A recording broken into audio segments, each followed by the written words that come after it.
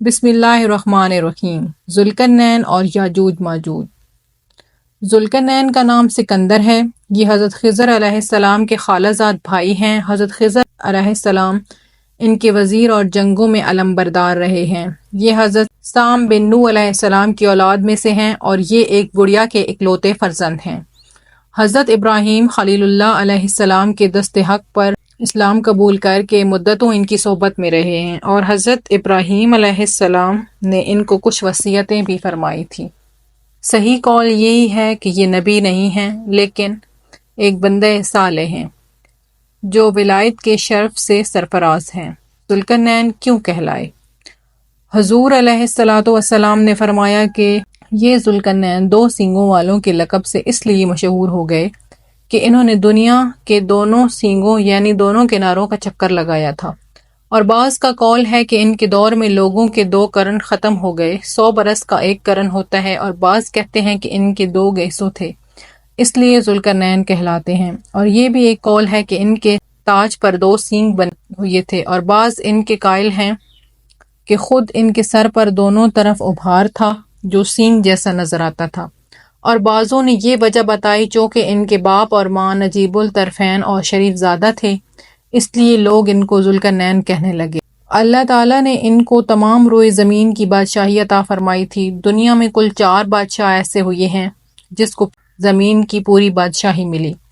ان میں 2 مومن تھے اور 2 کافر۔ مومن تو حضرت سلیمان علیہ السلام اور ذوالقرنین ہیں، اور کافر ایک بخت نصر اور دوسرا نمرود ہے، اور تمام روئے زمین کے ایک 5ویں بادشاہ اس امت میں ہونے والے ہیں جن کا اسم گرامی حضرت امام مہدی ہے۔ ذوالقرنین کے 3 سفر۔ قرآن مجید میں حضرت ذوالقرنین کے 3 سفروں کا حال بیان ہوا ہے جو سورۃ کاف میں ہے۔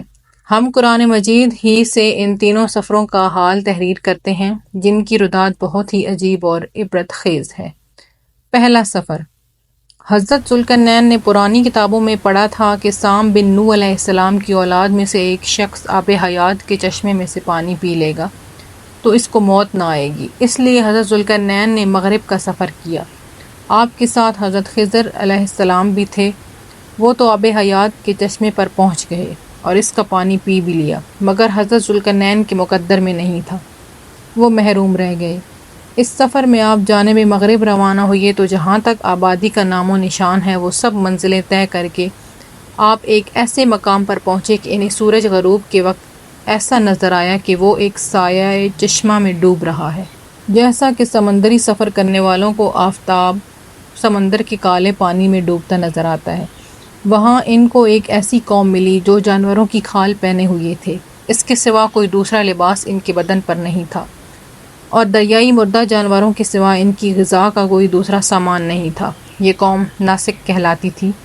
حضرت ذوالقرنین نے دیکھا کہ ان کا لشکر بے شمار ہیں اور یہ لوگ بہت ہی طاقتور اور جنگجو ہیں، تو حضرت ذوالقرنین نے ان لوگوں کے گرد اپنی فوجوں کا گھیرا ڈال کر ان لوگوں کو بے بس کر دیا۔ چنانچہ کچھ تو مشرف اسلام ہو گئے اور کچھ آپ کی فوجوں کے ہاتھ سے مقتول ہو گئے۔ دوسرا سفر۔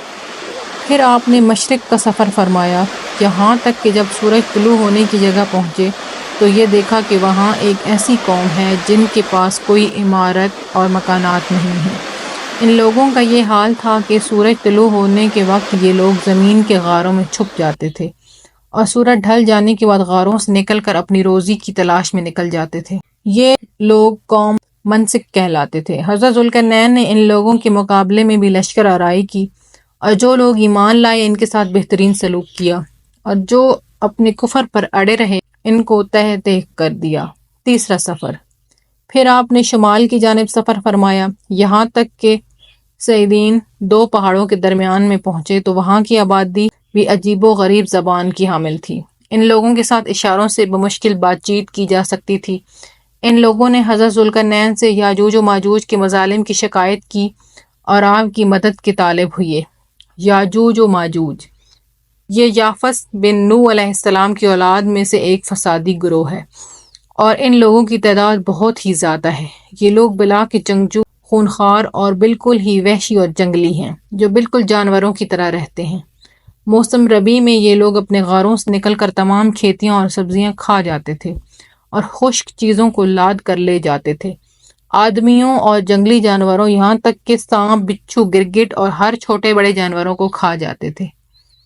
حضرت ذوالقرنین سے لوگوں نے فریاد کی کہ آپ ہمیں یاجوج و ماجوج کے شر اور ان کی ایذا رسائیوں سے بچائیے، اور ان لوگوں نے اس کے عوض کچھ مال دینے کی بھی پیشکش کی۔